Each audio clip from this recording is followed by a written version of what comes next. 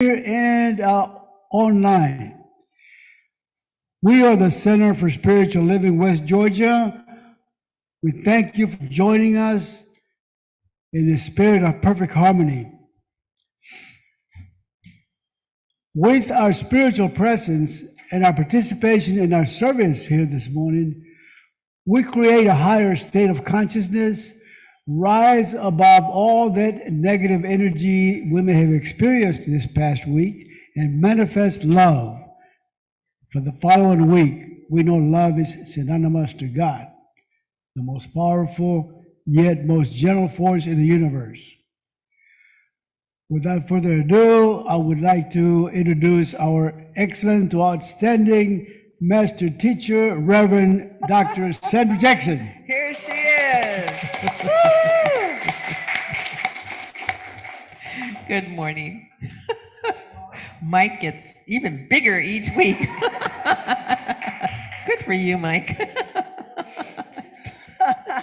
That's because you get better every week. See? That's the whole idea. You should be getting better every week. Yeah. Good morning. Good morning. Good morning. Good to see you all. Welcome. So we had lots of rain last week. I think maybe that's part of what. Anyway, we had internet problems today, but Marcia, the genius that she is, has worked it out. So let's acknowledge her. Yeah. And before we begin, I want to remind you that today I did not prepare a talk. Oh, yeah. It's your questions. And everyone here has a card. If you don't have a card, see Ronnie. And you can, of course, have more than one card, but just put one question on your card. So the cards are for you to write a question. Please write it so that I can read it. I know my handwriting isn't always real legible. And for those of you who are online, if you want to write a question, put it in the chat, and then we'll have Marcia or somebody, well, maybe Gloria, can write the question out from the chat and bring it to me. Or you can just say it. You can just say it out, okay? All right. So anyway, that means everybody gets to participate.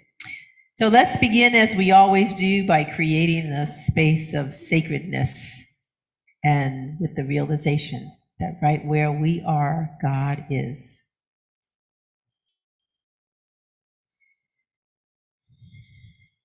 And so let us just simply breathe in and breathe out, relaxing into this moment and allowing ourselves to be fully and completely present right where we are. Knowing that we are in the right place at the right time, being the right person, being all that we can possibly be in this moment, that there is nothing that is needed and nothing that is missing. For right where we are, God is, and God is the fulfillment of all that we are. And so we begin this day with gratitude that this is who we are, that we are spirit expressing in a human form, and that by just simply turning within, we have access to the fulfillment of its creativity, its intelligence, its wisdom, its life itself, and above all, its love. And its presence simply right here and right now envelops us. And we feel it and we know it, not to be something outside of ourselves, but something already embedded within. And as we feel this and as we know it, we simply are grateful that it is the truth of who we are. And so we begin this day in gratitude for knowing who we are and knowing that we are blessed, that we live and walk and experience grace right here and right now from this moment on. And so it is. So it is. You stand with me and say our vision and mission and our declaration of principles. Do you guys need to do that? Thanks. CSL West Georgia is a joyful global community where everyone belongs. Through our unique spiritual teachings, we provide a safe environment to experience compassionate living. Our declaration of principles: I believe that the universal spirit, which is God, operates through a universal mind, which is the law of God, and that we are surrounded by this creative mind, which receives the direct impress of our thoughts and acts upon it. We believe in the healing of the sick and the changing of conditions through the power of this mind, because God is personal to all who feel this indwelling presence. Please remain standing and sing with us. Pour yourself in me. Pour yourself in me. Pour yourself into my heart. Oh, wonderful Spirit. Pour yourself in me. Pour yourself into my heart. Oh, wonderful Spirit. Pour your joy in me. Pour your joy into my heart. Oh, wonderful Spirit. Pour your joy in me. Pour your joy into my heart. Oh, wonderful Spirit. Shine your light in me. Shine your light into my heart. Oh, wonderful Spirit. Shine your light in me. Shine your light into my heart. Oh, wonderful Spirit. Sing your song. Sing your song in me. Sing your song into my heart. Oh, wonderful Spirit. Sing your song in me. Sing your song into my heart. Oh, wonderful Spirit. Dance and smile. Dance and smile in me. Dance and smile into my heart. Oh, wonderful Spirit. Dance and smile in me. Dance and smile into my heart. Oh, wonderful Spirit. Pour yourself. Pour yourself in me. Pour yourself into my heart. Oh, wonderful Spirit. Pour yourself in me. Pour yourself into my heart. Oh, wonderful Spirit.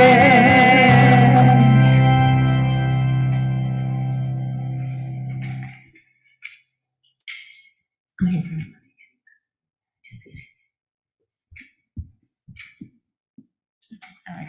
Good morning, everyone. The reading today is from the book Your Forces and How to Use Them by Christian D. Larson. The greatest remedy in the world is change, and change implies the passing from the old to the new. It is also the only path that leads from the lesser to the greater, from the dream to the reality, from the wish to the heart's desire fulfilled. It is change that brings us everything we want. It is the opposite of change that holds us back from that which we want. But change is not always external. Real change, or rather the cause of all change, is always internal. It is the change in the within that first produces the change in the without. To go from place to place is not a change unless it produces a change of mind, a renewal of mind. It is the change of mind that is the change desired. It is the renewal of mind that produces better health, more happiness, greater power, the increase of life, and the consequent increase of all that is good in life. And the constant renewal of mind, the daily change of mind, is possible regardless of times, circumstances, or places. He who can change his mind every day and think the new about everything every day will always be well. He will always have happiness. He will always be free. His life will always be interesting. He will constantly move forward into the larger, the richer, and the better, and whatever is needed for his welfare day to day, of that he shall surely have abundance. And so it is. And so it is. Good morning, everybody. We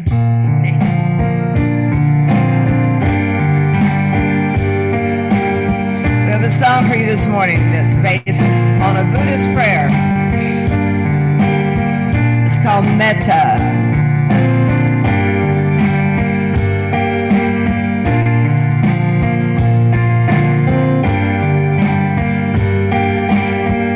To all of my relations,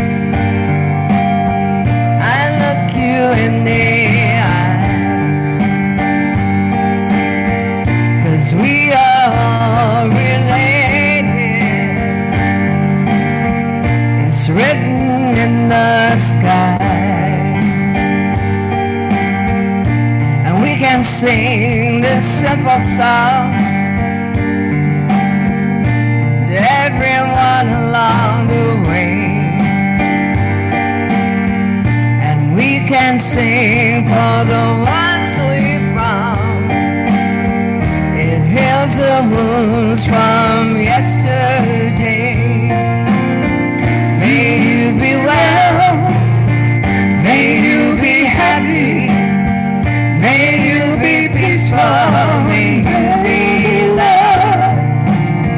May you be well, may you be happy, may you be peaceful, may you be loved. To all of my relations, I bow to you. We are all related,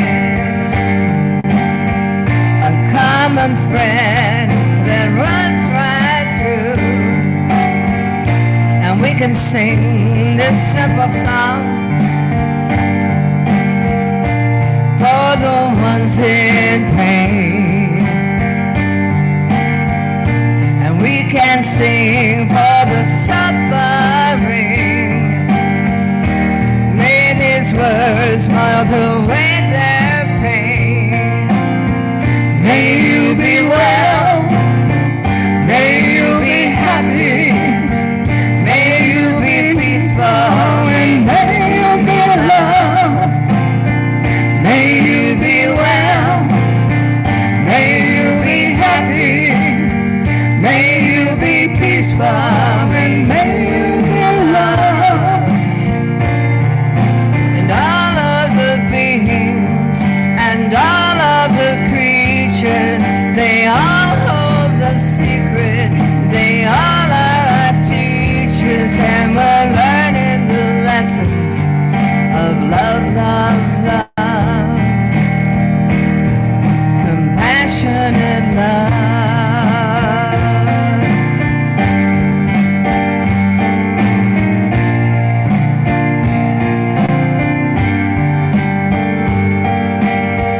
And what if all creation sang this song to you? Could your heart become the home place this love into? Then this simple song, well, it travels on to everywhere we go,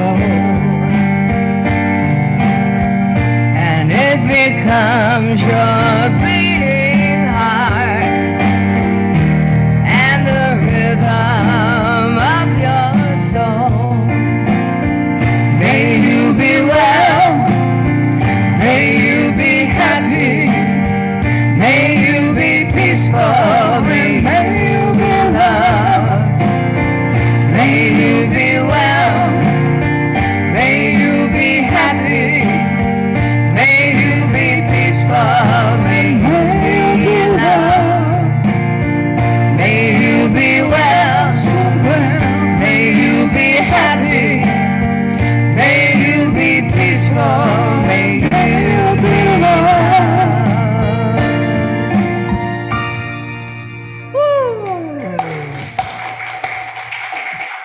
you have all that.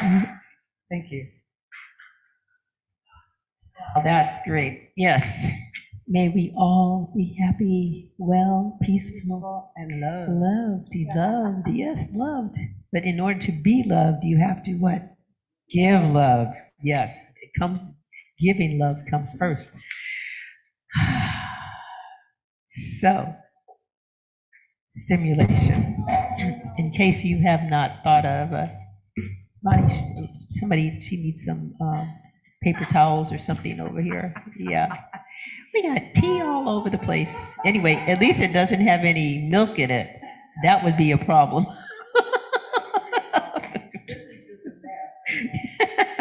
Hey, life is messy, okay? All right, that's a good way to start. So this is this month's Science of Mind, and it's we were talking about emotions, and today we were supposed to talk about the ups and downs of our emotions. And obviously, we've had the last couple of weeks, we've had enough reason to be up and down with our emotions. But Dr. Edward Villon is our spiritual leader for our whole Centers for Spiritual Living. And he has an article every month called On the Path in the Science of Mind magazine. And so I just want to read the last paragraph of what he says here. Centers for Spiritual Living's purpose is to awaken humanity to its spiritual magnificence. We awaken by cultivating self-awareness and self-reflection. Consider establishing a routine of examining your emotions, asking what message a particular emotion has for you. Explore your thoughts and beliefs by asking yourself, where did this idea originate? Am I living in integrity with my values? Who would I be without this thought or behavior? These inquiries may create clarity and space in your consciousness for something new.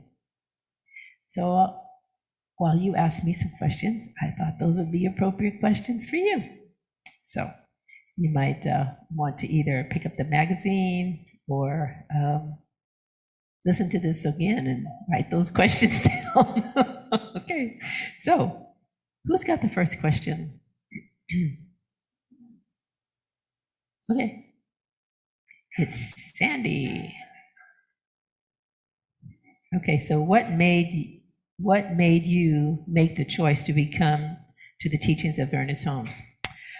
That's a very nice question. Okay, so for those of you that don't know my history, I started in Science of Mind 1970, 74. My sister had a brain tumor, and my mother and I had started doing meditation classes with a woman who was from the Infinite Way, which is Joel Goldsmith's teachings. They don't have churches, but they get together periodically and, like study groups in some respects. And so my sister had a brain tumor, and we had about 6 months, from about February till September. She passed away in September. And for a few months, we didn't know whether she was going to live or die. And finally, the neurologist said, there's nothing more that we can do. She had bone cancer, and it traveled to her brain. She was 24, and she passed away on September 12th, and 1974, I think it was. And we had stopped going to church. We had gone to Presbyterian church, but we had stopped doing that.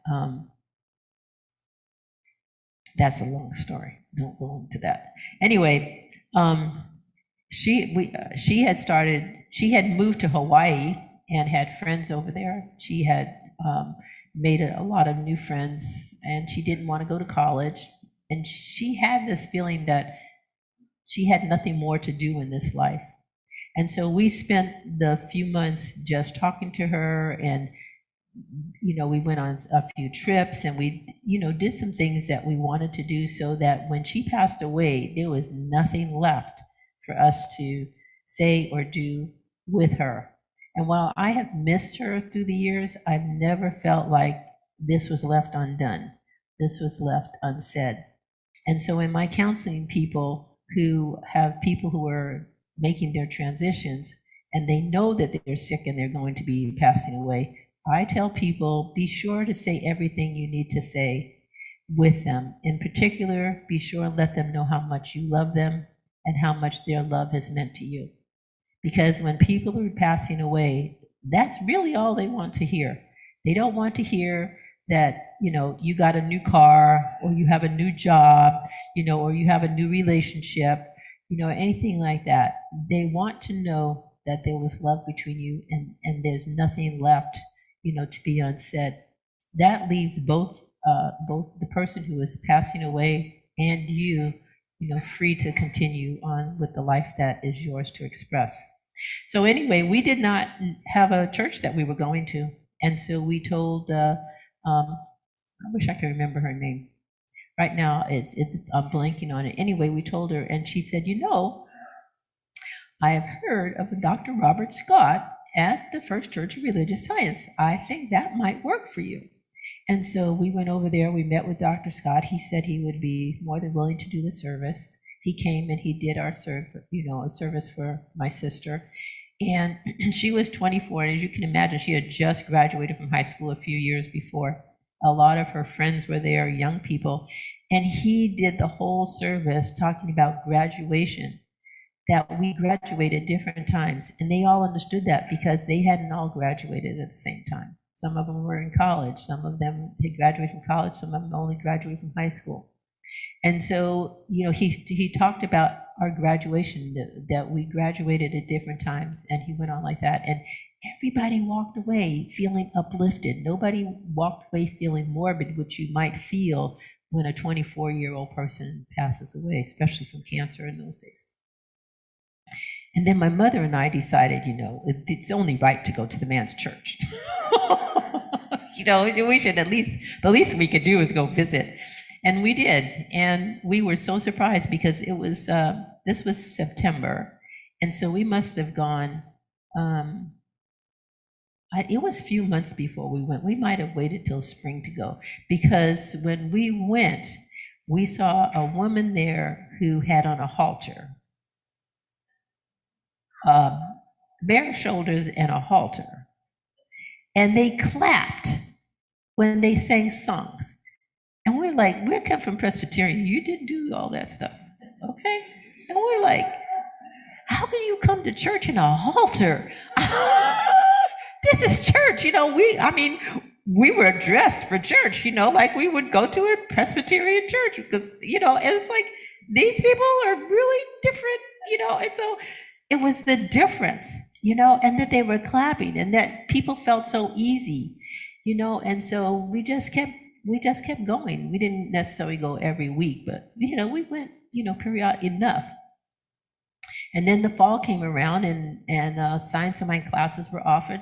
So I just said, okay, I took the class, but then in those days I had a bit of a boyfriend who encouraged me, because classes were on Sunday. In those days, you had a whole year for science of mind classes. You started in September, you finished in either May or June, depending on how many breaks you took in the class. It was Science of Mind 1 and 2, or Science of Mind something or another that they called it.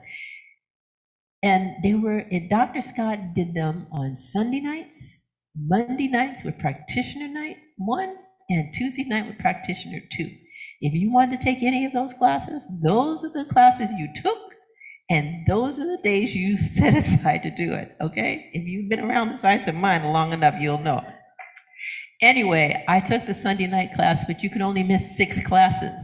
And because I had this boyfriend who enticed me into doing different things, I missed having all those classes.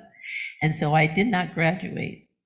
My mother and my friends, a couple of other friends that had took the class, we had graduation. And the way Dr. Scott did graduation, because Dr. Scott was very methodical, and the way he did graduation is we had, he had certificates and whatever. We all gathered in a particular evening, maybe it was probably a Sunday evening, and he had watermelon. and they have big old slices of watermelon. That's what you had. You had watermelon, and you talked, about your class, got your certificates and everything. I sat there and watched everybody graduate, but me. Me, who is the college graduate, okay? I'm sitting there watching everybody graduate, and I did not, and so finally it was like, okay, not sure if I'm with this stuff. But the following April, I was digging in the garden, and something just said, you need to go back to class. So I went back to class that April. I called Dr. Scott and said, can I finish? Because see, I'm like, this is not the beginning of the year.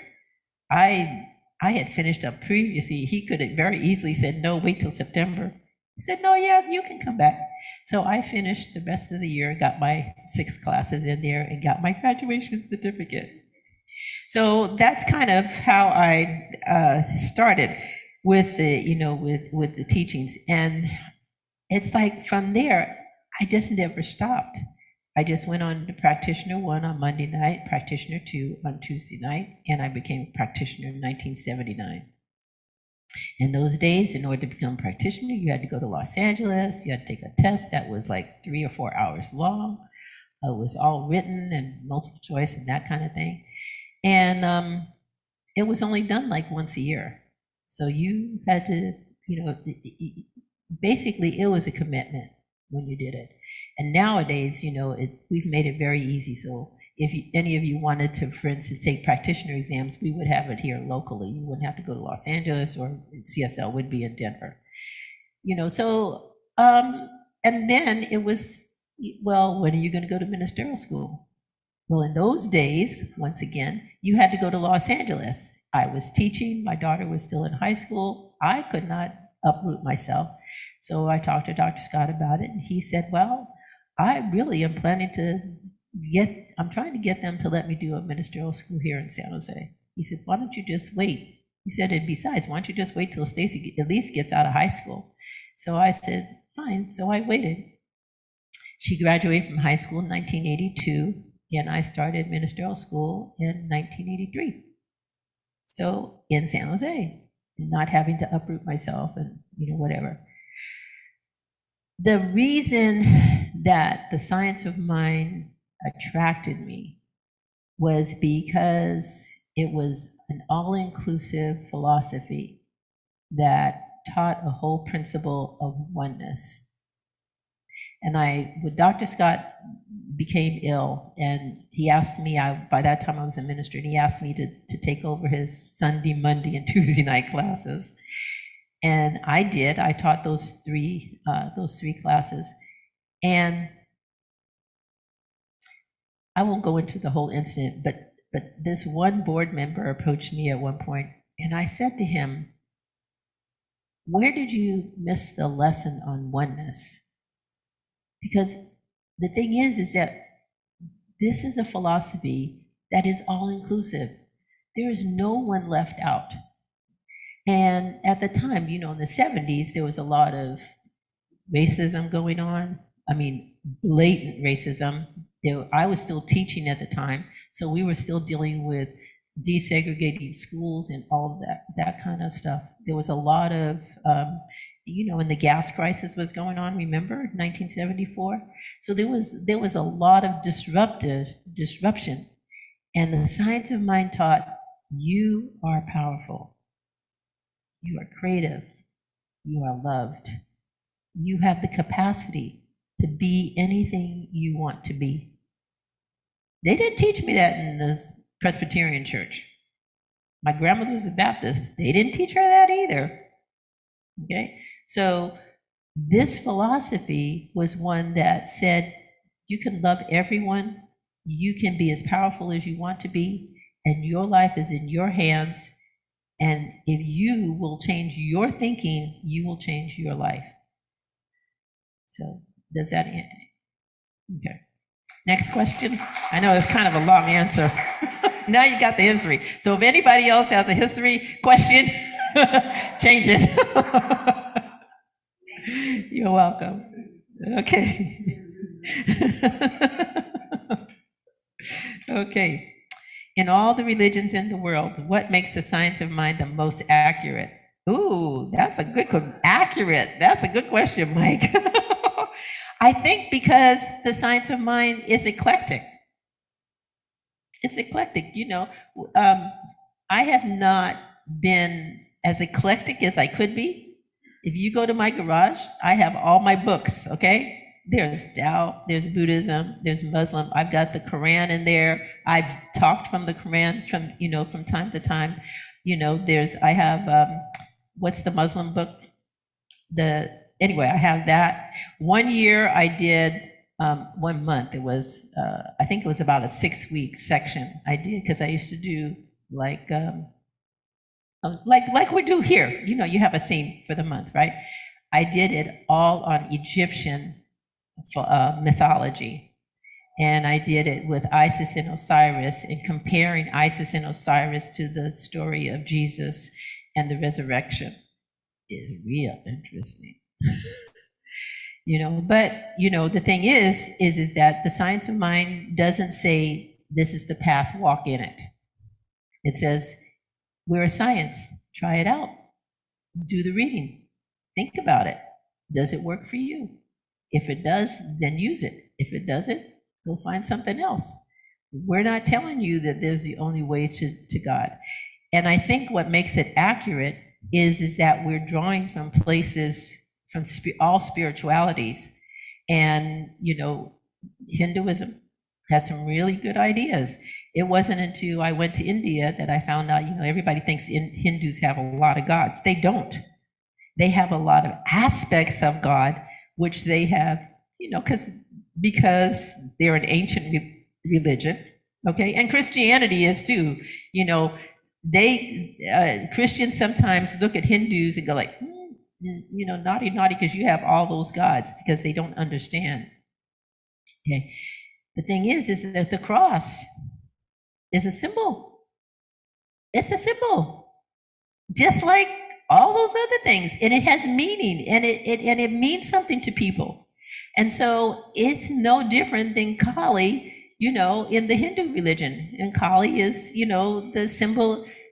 All right, so they think Kali is a symbol of death. It is, but she is also the symbol for rebirth as well, because sometimes you have to die to be reborn. Okay, you have to let go of the old in order to accept the new. Do you see? So in Science of Mind, we say, change your thinking, change your life. And the Hindus have Kali saying, you know what? You got to go through the dark to get to the light. What's the difference? It's just, we're putting it in a way that we can understand, and they put it in a way that they can understand. So, the thing with 9/11 was really, really hard, because people wanted to, say that Islam was all that the jihadists were, but that's not Islam. And the mystical piece of Islam, which we also had to study in ministerial school, is Sufism. And Sufis are just as mystical as we are in Science of Mind. Science of Mind is really it's teaching you mysticism. Okay, it's teaching you mysticism. And it doesn't have any dogma. That was the other thing I really liked about it. It didn't have any dogma. There was no, well, you have to do this, and it has to be done in this way. I remember when I was in high school, well, maybe I was like a senior, and there was a Church of God in Christ. That's what we called it anyway. I'm not sure if that's, anyways, Church of God in Christ. They used to have, their ministry used to have broadcastings on Sunday evening, okay? Sunday evening, late, like around 10 o'clock. And before that, they would have music. And so the teenagers, all of us, we would go over there for the music. And the people there, they were not allowed to dance, okay? Because that's their dogma, no dancing, okay? So the rest of us would go, we listened to the music, and they would get up shouting and doing all this stuff. And we're walking away going like, those are all the latest dance steps. The twist or whatever, and they're calling it shouting and everything, but they're doing our dances, us pagans who, went to parties and whatever they could not go to. It's like dogma. It's like you have to be this way, but people find a way of getting around it. So that was the other thing that attracted me, that we didn't have dogma. Does that answer your question? So, yeah. And, the thing is that I was talking to somebody a couple of days ago. We were talking about Judaism and Christianity. Christianity, we have had discussions, shall we say, in the science of mind amongst the ministers about whether we're Christians or metaphysicians. And Dr. Dan, who was one of the Black ministers in Southern California, who was very prominent for a long time, and he's passed away now, but he used to say we're Christians, but we're not Christian like Christian Christians. We're Jesus type of Christians because we teach love. The thing is that most Christians use the whole Bible, the Old Testament and the New Testament. The Old Testament is Judaism, and it's meant for Jews. Jesus was Jewish, and his teachings were Christian. And that's why they're called Christ, because that's how it comes with the name Christ, because it's the teachings of Christ. The teachings of Christ would be more appropriate. But the thing is that they use the whole Bible. And the whole Bible isn't what Jesus was teaching. He said, I have come to make it larger, to be more creative, to be more abundant. All right, what is the abundance? To move into a place where you love. He took all the 10 commandments and made them into one, which was only about love. And so Science of Mind teaches what? That you must love one another. You hardly ever hear me talk about anything from the Old Testament. There's things in there that are good. Okay? The Psalms, 139, is really good for using in memorial services. I didn't use it here because it was a little different. But that's a really good one. So it's not that the Old Testament is bad. I think you just have to be selective and realize that Christianity is really about the gospel. Okay, that and Jesus' teachings that's the core of Christianity. And the Hindus look at the Christians and go like, what kind of weird stuff is this with this guy hanging on a cross? Okay? So the nice thing about Science of Mind is we don't look at any of them and say, naughty, naughty. It's like everybody has their own path to God. Okay? I had a woman I was teaching, when I first started the church, I still had to make an income because the church didn't pay enough to support me fully, so I taught adult ed for a while. And there was a woman in the class who was a Christian, and she insisted that we all had to accept Jesus Christ as our Lord and Savior, or we were not going to heaven. And we had people in the class who were Asians, who were Buddhists, for heaven's sakes. And she's trying to tell them, you're going to hell. And it's like, no. And so here I am, the Science of Mind minister, who can't minister because you're like in a public school kind of setting, right? You can't minister. So what I started doing is just asking her questions. Well, what about these people? What about the people who never heard of Jesus? What about the people here? What about this and this? She couldn't answer the questions. And she, as far as I do, she didn't go back and ask her minister either. Because I'm sure he had no answer either. There's just this belief.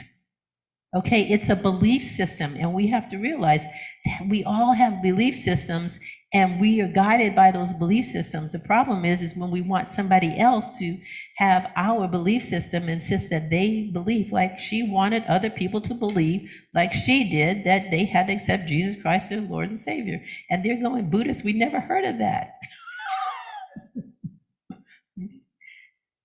Does that answer your question? Okay, all right, thanks. Next, as you can see, ministers, they have no trouble talking. Okay. Well, listen to this. We're going to line them up, huh? So do I get to shuffle them up and choose? Thank you, Kathy. All right, okay, wow. I'm going to shuffle them up. Okay, so let's see.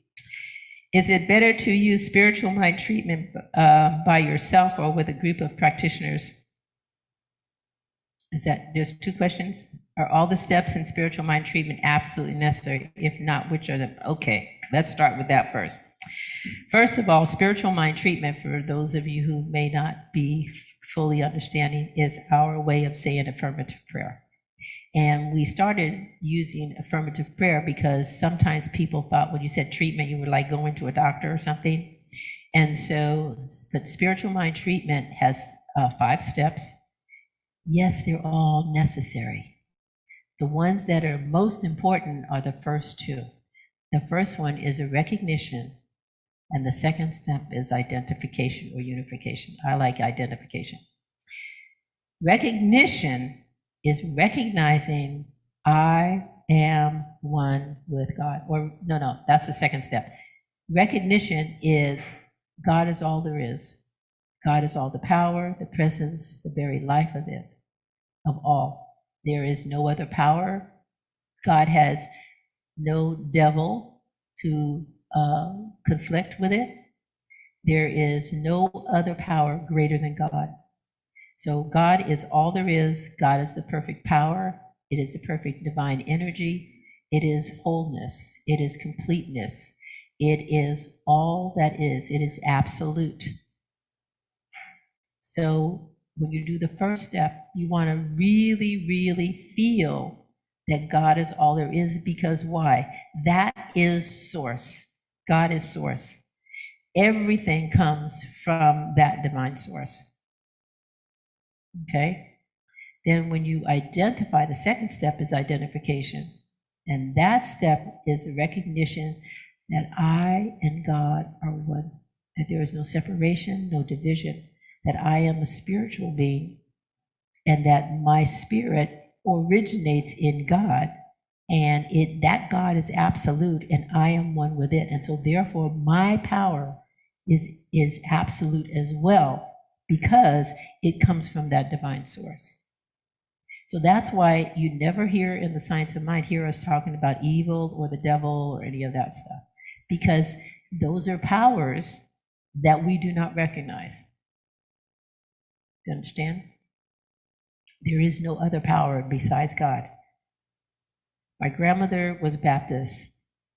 It took me a long time to help her see that there was no devil. She would say, well, that they're just evil. The devil is just in them. I said, Nanny, the devil can't be in you. Okay? There is only God. You know there's only God. She went, yeah, I know. But she eventually got to that place. Okay, I worked with her. She lived to 104, and we worked all those years.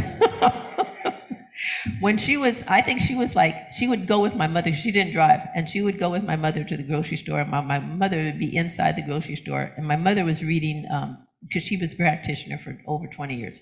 And we had this book called New Design for Living. That was one of the first books we read in Science of Mind at the time.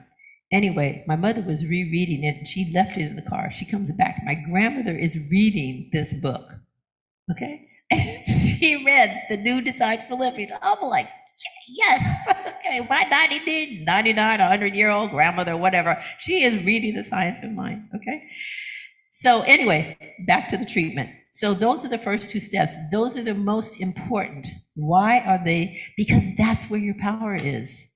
Your power comes from knowing that God is all, and that you are part of God, that you are an expression of God, that you would not be here were it not for life being breathed through you and into you from the divinity that is the total of all that is. If you don't do any other steps than those 2, you are done. Okay? Once you finish with that, the next step is your declaration, or you're saying, this is what I desire, this is what I am praying for. So, it can be as simple as a new house or a new job or a car or health or wealth or whatever it is in your life that you look and see is missing, that you want to improve, or you want to make better, any of that, okay? or the changes that you want, sort of like, remember Edwin and Dave was talking about forgiveness, and you find that I am having a hard time forgiving this person, then you might want to ask that your heart be reconstructed in such a way that you can forgive this person, that you can start to see things differently. Whatever it is that you desire for your life. Now, here's the thing about using the practitioner. Sometimes we are so mired in our own difficulties that we can't step outside of it to get a clarity that God is all there is, that I am one with God, and that this situation, in reality, in God, does not exist. So any limitation in God, because God is abundance. If God is abundance, where's the limitation? But sometimes we're living in a life, living our life in such a way that we see limitation and we can't get out of it. So that's when you go to a practitioner and you say, pray with me or for me, because this is what's going on and I can't get out of it. When we have health issues sometimes, because we're dealing with it on a moment-to-moment, day-to-day basis, sometimes that's a really good time to go. Or when we're having financial issues and we just find ourselves so stuck we can't get it. Or we're just having our life be in such a way that it's just, it keeps happening over and over and over, and I can't break through this. Then you go to a practitioner or a minister and you ask, pray with me, and what can I do to change this situation? So that's the third step. The fourth step is your Thanksgiving step. It's the gratitude step. It's just being grateful for whatever you have been asking for. So I'm grateful that God is my very life, that I am one with it, and that my financial situation is totally and completely resolved. That my health is now where I want it to be. It's whatever it is that you've been praying for. I recommend, if you're just starting out, to write your treatments out and read them back to yourself. Okay? Why would you do that? Because words go out and you hear them, but you may not necessarily embody them. Let me put it that way. And it's just easier, I think, and you can see how well you have done that first step. I had a class of practitioners one time. They were just beginning, and their first step was God is all there is, and God is the trees and the mountains and all of nature. And then they were on to the second step. No, we ain't going there with that. Okay? We're going to learn how to do the first step right. Okay? They got really, really mad at me. But you know what? One of them years later came up to me at a conference and said, Reverend Sandra, I am so glad you had us to do that, because now I understand treatment so much better. Yes, God is the trees and whatever, but that's the manifestation. Okay? God is invisible. God is the power that created the trees and the mountains and all of nature. So that is not God. God created those things, but God is not that. God is the power, the energy, the life force that created all of those things. And so you don't put that in your first step. You put, God is the creator of all life. And then in the second step, you might put, God is all of nature. Nature is one.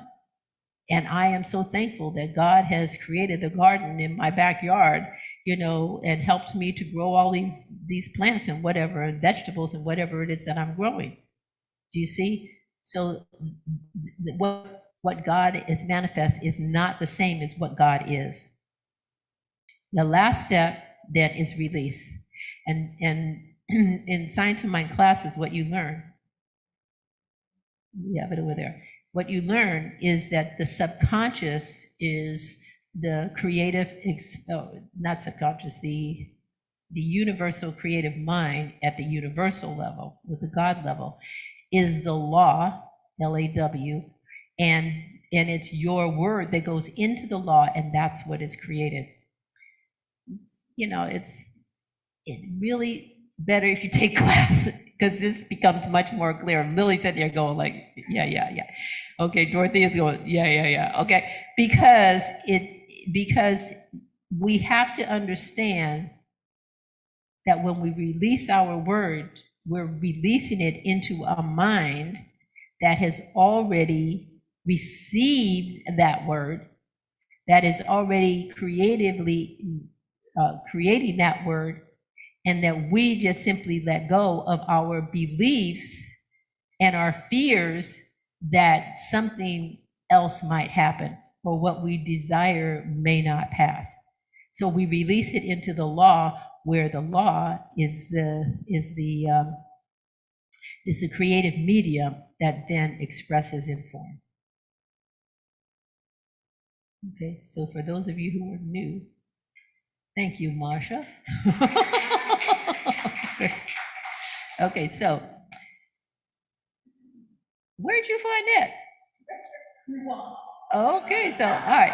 So the first step is recognition. There is one power. Okay, so those are the words that you could use. Okay, then the unification.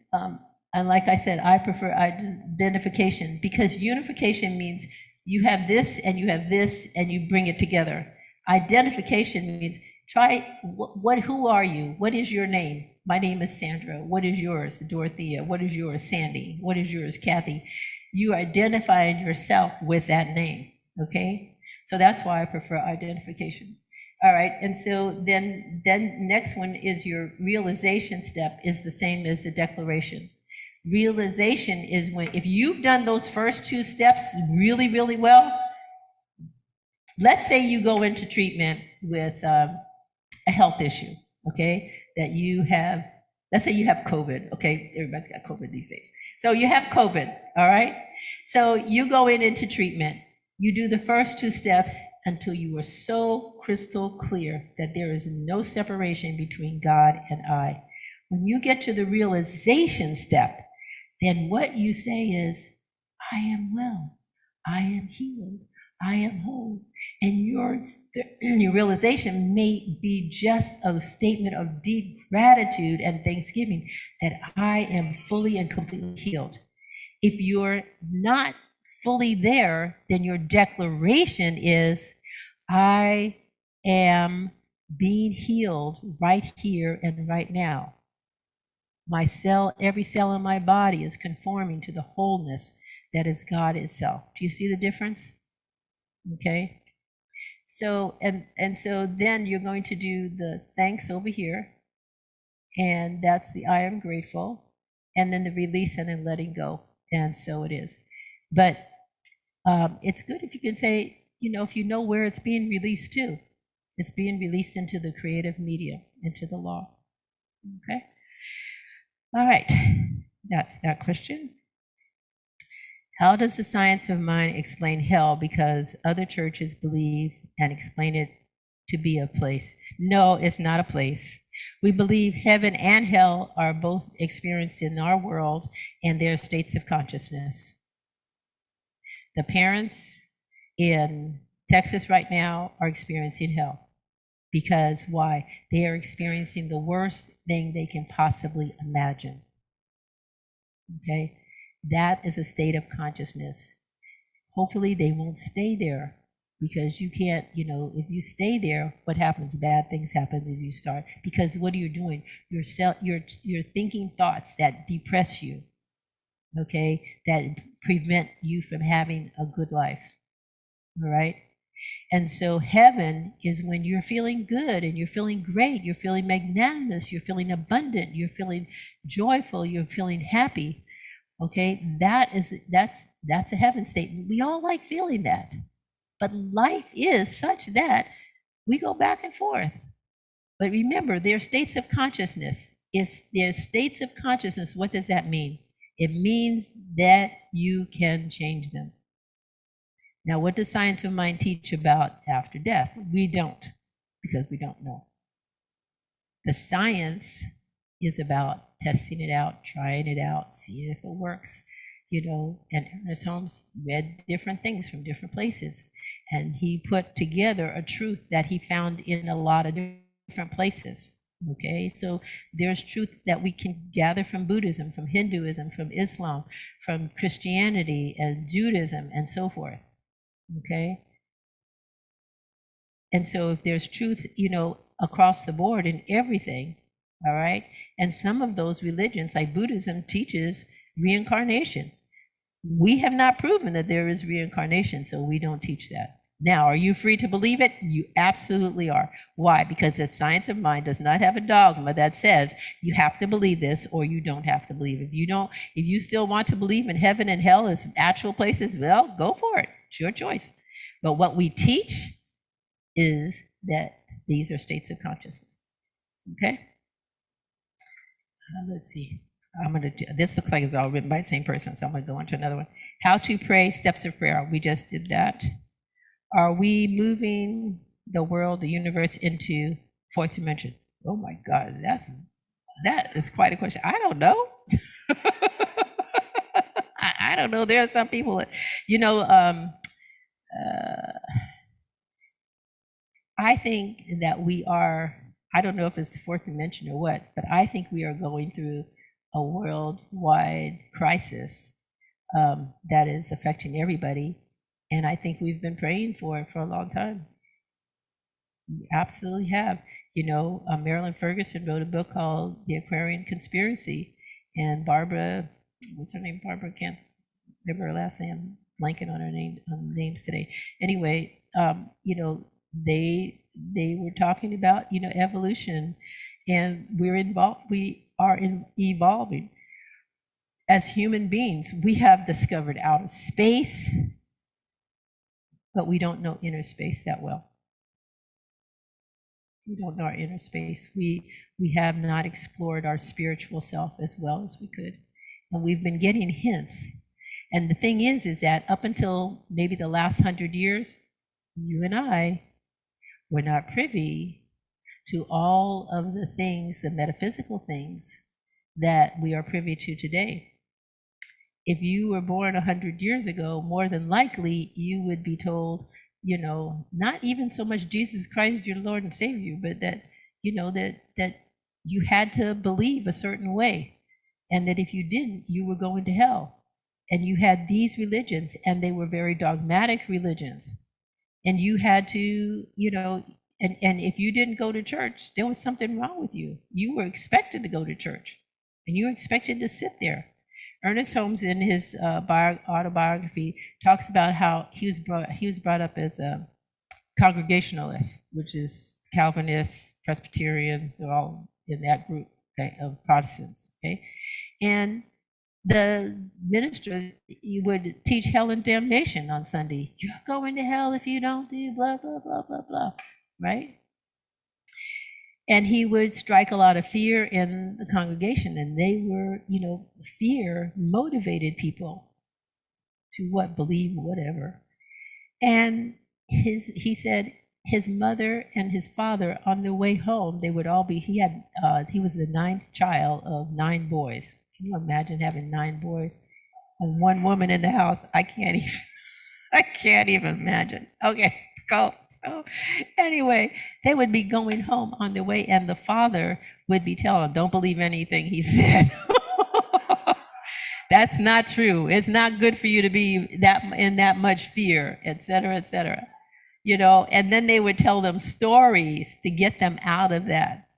This is a good life, and so forth and so on, So, the thing is that I don't know if we're going, but I do think, let me put it this way. The flu that went around at the turn of the 19th century didn't kill as many people as it did this time. They had less medical stuff, less knowledge. We had more knowledge and awareness and everything, and we let more people die worldwide than they did. I mean, that is just amazing to me. Something's going on, don't you think? If we have all this, we're so much more advanced than they were 110 years ago, and yet at the same time, we have allowed something to just ravish us as human beings. Okay? All right, so the thing is that since when? I think mid-90s at least. We have John Randolph Price and some others got together and said, we need to be playing for world peace. Okay. And so every New Year's Eve, we have not done it here because of the pandemic and different other things. But every New Year's Eve for years, we had a world peace meditation, and we got together in California. It was like at 4 o'clock in the morning. We'd come to the church at 4 o'clock in the morning. The East Coast was 7, and we would all pray for world peace. And we had an hour-long meditation, peace meditation, and we did activities and stuff to, keep people engaged and involved with that. So, as religious scientists, we were doing that all over the country. Both organizations were doing it all over the country, along with other people and people around the world. And then you have all the meditators who have said, we can get together and meditate and we can change things, and they have. So we've had all this stuff being done on a spiritual level for many, many years. But when you are creating something new, what do you have to do? You have to get rid of the old. Try cleaning out your closets and putting new stuff in. Try putting in new stuff in your closets without cleaning out the old stuff. Some people try to do that. You know what they have to do? They have to buy a new house because they have to get a bigger closet, right? That doesn't solve the problem. That doesn't, okay? But, the whole thing is that you can't put something new. What Jesus said, you can't put new wine in old wineskins, something of this sort, right? So you have to create something new. And in order to create something new, you have to get rid of something that's old. So something is going on. Something is happening. I don't know what it is. Something new is creating. So when we're doing our prayer and we're seeing all these things that are happening, the global warming and the killings and, and all the other disasters and things that are going on, so just look at it and go like, something wonderful is being created out of this. I don't know what it is, but something better is coming along. That's all we have to say. And then we can move ourselves out of, the doldrums, because if we just go like, oh God, it's so awful. We in the science of mind who believe in this philosophy know that God has got to be the origin of all. And God is what? Good? Good? Are you questioning that? And God is good. So if God is good, what is being created is what? Something that is good. And every year we get springtime that comes along, and it's sort of like, you have the darkness of winter and then you have the brightness of spring. And it's like, if nothing else, it tells you that life is greater, and every year the trees get bigger, which means what? We too have the capacity to get bigger, to get larger, to be more than what we were previously. And the thing is, we don't have to wait a whole year. We can do it right now.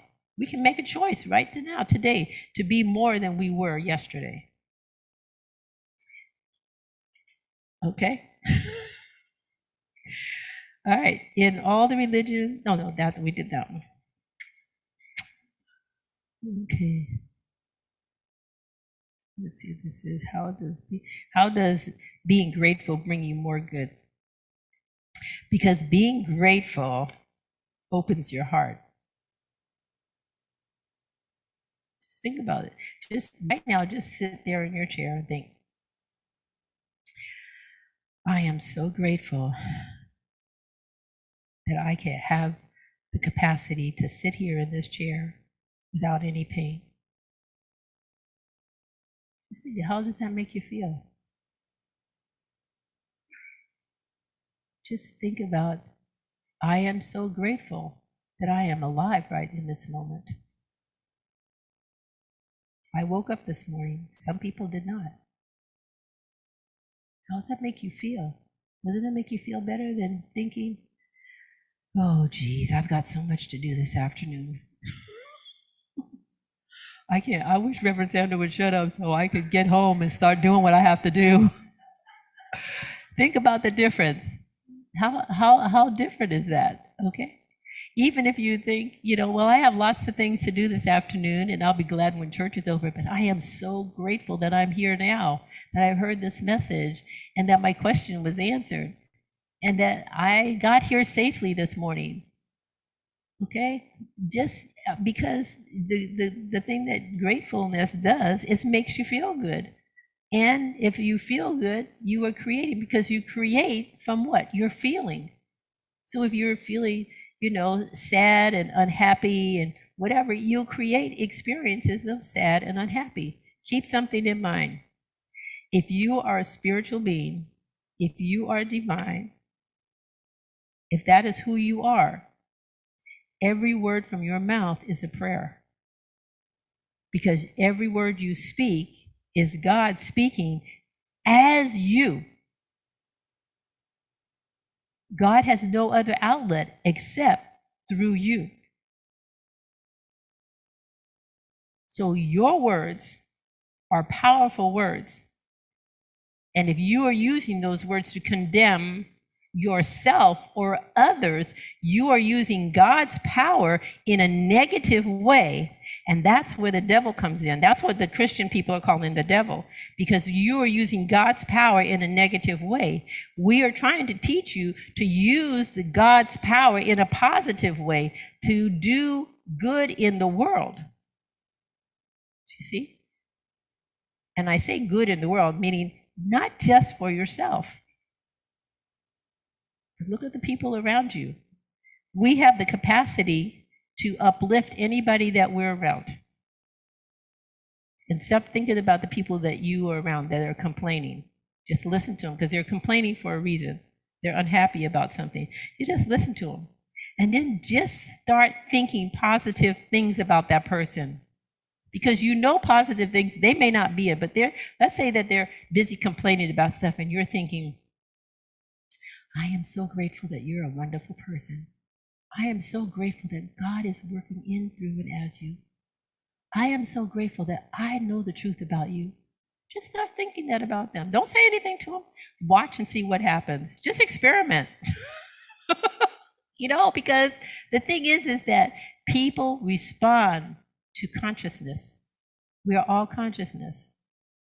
And if you are an expression of God, if you are the divine, then guess what? Every word from your mouth is a word of prayer and power. And you have the capacity to change consciousness for the people that are around you.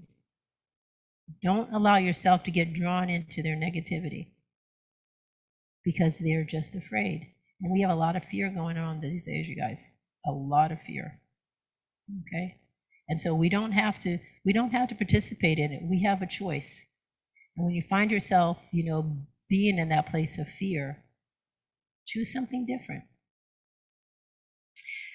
But on the other hand, we've been talking about feelings this month, emotions. You don't want to ignore your emotions, because like Reverend Edward says here, okay? Consider establishing routine of examining your emotions and asking what message a particular emotion has for you. So if you look at the children who were massacred last week and you're feeling sadness, then allow yourself to feel sad and then ask yourself, why am I feeling sad?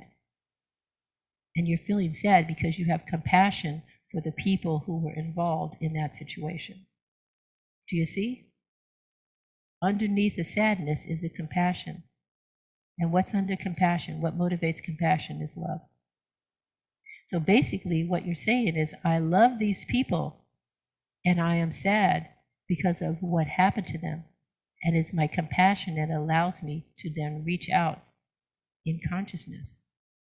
And then you look at each person when you see them and you bless them and you say, I bless you, and I just pray that your healing comes quickly and easily, or however it is you want to say it. But do you understand what I'm saying? That's how you use your emotions, okay? If you find yourself being fearful, because some people, I've talked to people this week that, they say, I'm afraid to go in the grocery store. It's like, that's not a good thing, people. I mean, yeah, you have Instacart and everything these days, but I mean, we can't walk around living our life in fear all the time. So if we're living in fear, asking ourselves, what's underneath that fear? What is underneath that fear? It could be a lot of different things.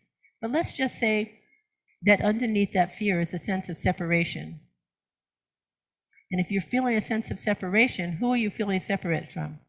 You're looking out in the world saying, I feel separate from the people in the world. But in reality, who are you? You're a spiritual being. And so you're feeling separate from God. You're feeling, I'm not one with God. And so therefore, because in God there is no fear. God has nothing. There's no other power. So if God has no other power, there's nothing to fear. When we're afraid of something, we're saying there is another power that is equal to God. Do you see? And so, and when we get out of that fear, when we recognize that the problem is not the fear, the problem is our feeling separate from God. And so therefore, what do? We go back to our first step of treatment. Even if you don't do the whole treatment, you just go back to God is all the power there is. There is no other power. And in God, there is no fear. And so therefore, there is no fear in me. You can say that's sitting at the stop sign. You see? Okay, so let's see. That was about good. Okay.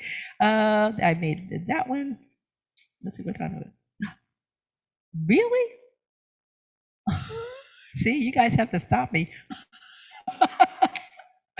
Okay, I obviously. Okay, so why is it, let's see, wait, one, how does the science of mind explain health? We did that. And the other side, I know, I saved this because there had been other questions. Why is it important to truly accept the teachings of science of mind instead of other religion? Why is this the better choice? Okay, I once had a student who was in practitioner 1, maybe it was practitioner 1, and she kept coming to me asking me questions about some Hindu teachings that she was reading, or some Course in Miracles was real popular at the time. She'd ask me about Course in Miracles stuff, and I'm like, I didn't study all that stuff. I know about it. Use quotes and stuff, but Course in Miracles is a whole system of thinking, okay? Study the science of mind. Learn it, use it, experience it, see if it works for you. If it does, continue. If it doesn't, find something else. That's the way it goes. But don't try to, blend in, a full course of Buddhist teachings or the full course of Course in Miracles. Now, are there things in the Course in Miracles that we can relate in the science of mind? Absolutely. Are there Buddhist teachings, like I said earlier? Absolutely. Are there teachings from Sufism? Absolutely. But the science of mind is its own system of philosophy in teaching. We have our own declaration of principles. If you learn that and you're using it and it works for you, then keep using it. But, she's like, well, what about, I'm like, I'm not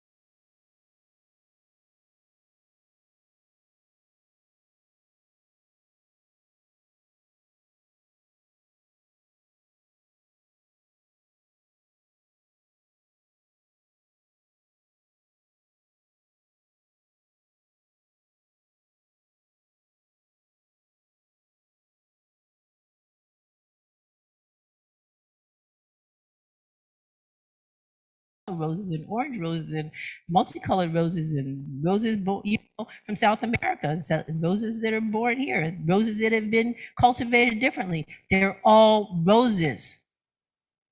Same thing with people. Okay? We're all one.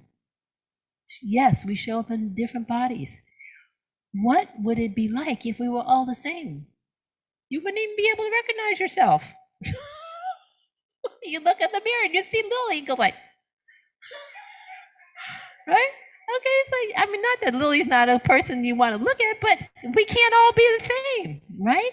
How boring would that be? So the science of mind teaches spirituality and multiplicity.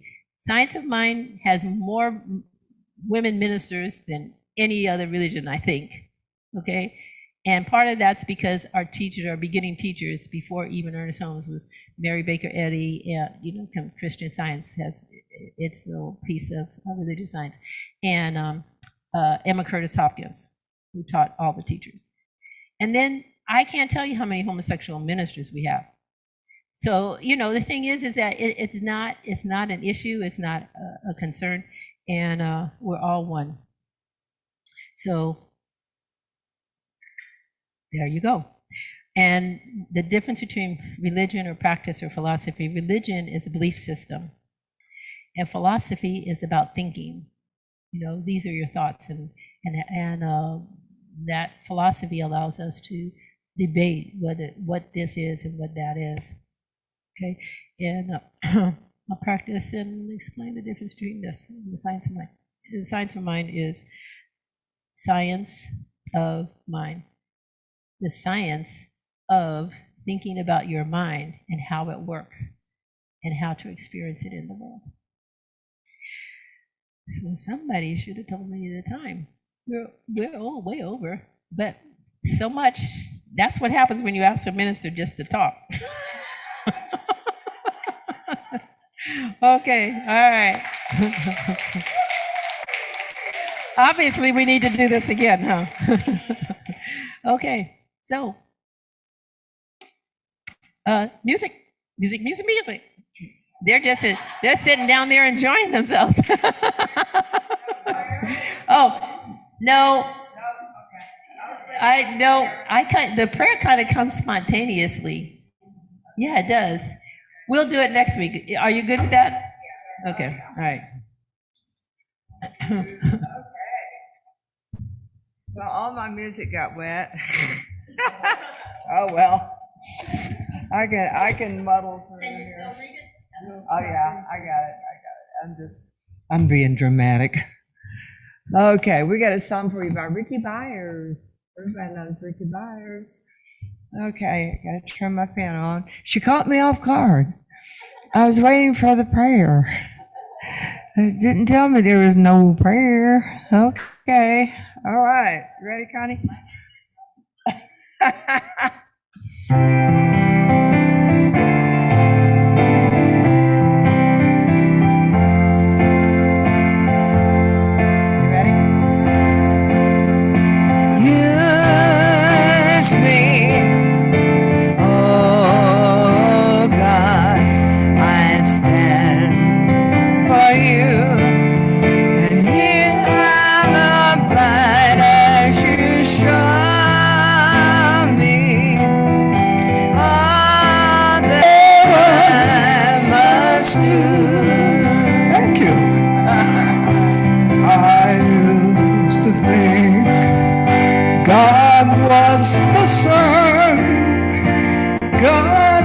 The sun and so much more than the earth and the stars and all of creation.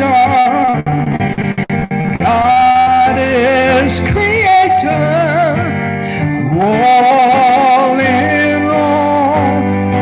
Need us to shine His light as you.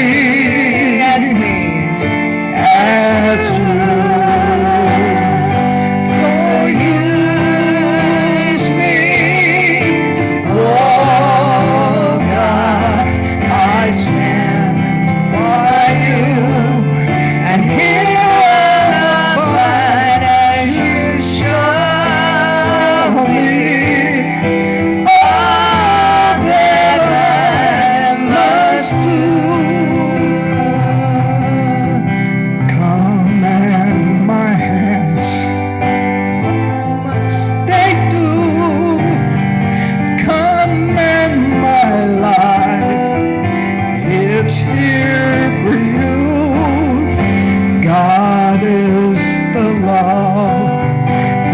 hills of creation.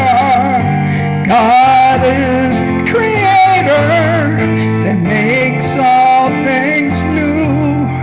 And God needs us to shine His light as near as you. So use me, oh God, I stand by you and here abide as you show me all that I must do. Show me all that I must do. Show me all that I must do.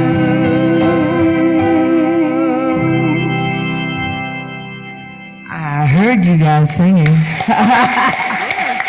We have to use that for a congregation too. Yeah, that's a good one, yeah. I love that song. Yes. In your program is our affirmation for conscious giving. Freely I give with a feeling of abundance, knowing that my gift blesses others and myself as well.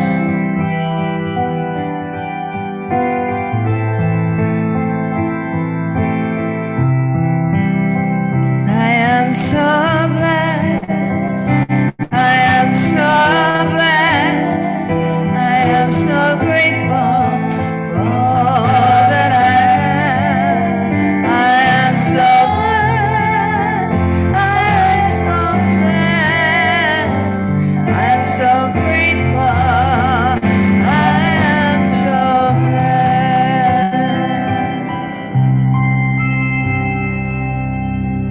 blessed. Thank you. And our Thanksgiving affirmation.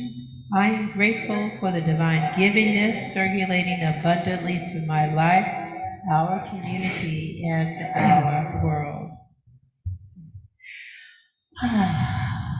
So next month is June. Next week is June. Okay? We have a whole new month coming on. We had 5 weeks this month. So, next week, the board, we decided last week at our board meeting that we're going to have Celebration Sunday, the last Sunday of June. And on that day, we're going to acknowledge new members, and we are going to also celebrate the people who have had classes this year. So, and I think we should have a potluck that day too. That seems Yeah. quite appropriate. Oh, yeah. Okay. Dorothea And, gets to cook, make that banana pudding. Can I get one of those membership? Sure. Yeah, thanks. All right, so we have been asked, because we have not been as diligent as we might be, but during the pandemic, the board, we made this brochure. We thought about members and what members were responsible for. So we have this new little brochure. It tells our vision, mission, purpose, and community of belonging, what we believe in that regard. And then we have why become a member, our membership benefits, and at the same time, our responsibilities of membership. And on the back is our, it's about the Centers for Spiritual Living in terms of what the organization is, okay? And then if you want to become a member, you just tear this off and put the information on it, give it to Ronnie, and she will pass it on to the board. Okay? Okay. You can feel free to share these with, I just made a few of them this week. So if you want, we'll have them over there, but we'll bring some more and have them available. You can share them with friends and family. And our information our website is down there on the bottom. Okay? Cynthia, this Yes. is for you. Oh, thank you, because I'm going to join. Yay. She wouldn't let me last week. I thought, what? What happened? So some of the already been members for a while, Yes. Everybody should get one of those. That would be nice if everybody filled it out, and that way we also know we have current information. But it also tells you what the commitments are for being members. So that's kind of nice that we all are on the same page in that regard. So the board thought very carefully about that last year. We didn't just, let's whip out something. No, it took us a little while. We spent some time on it and really thought about it. So thank you. That is our service for today. We will do our closing. Thank you all for staying. Thank you for the questions. They were great questions, you guys. And you are a new visitor. And your name is, wait, hold on just a little. And your name is? Travis. Nice to have you with us, Travis. I hope you enjoyed it. Oh, that's Dorothea's son. No wonder those two look alike. Please do come back. Look at those dimples. All right, he did. No wonder he's so cute. Yeah. He's covering him up. No. And somebody has a graduation hat on here today. All right. Good job. All right. Thank you all for being here. Those of you out there and those of you in here, have a great Sunday. And please do. It's Memorial Day tomorrow. Some of us have veterans in our family, and those who are alive and those who are not. So, take a moment to remember them in the process of your celebration. Sometimes it's hard, for me anyway, on Memorial Day, because my uncle died during World War II. And so, the thing is that we're remembering people who died during wars mostly, or they were in the military and had some connection to that. So whatever our feelings are about military and wars and all that kind of stuff, let's just think a positive word of blessing and know that their sacrifice was not for naught, okay? And that we can have compassion and love for people, even the ones we disagree with. Now? Let's all join our hands on this one, please.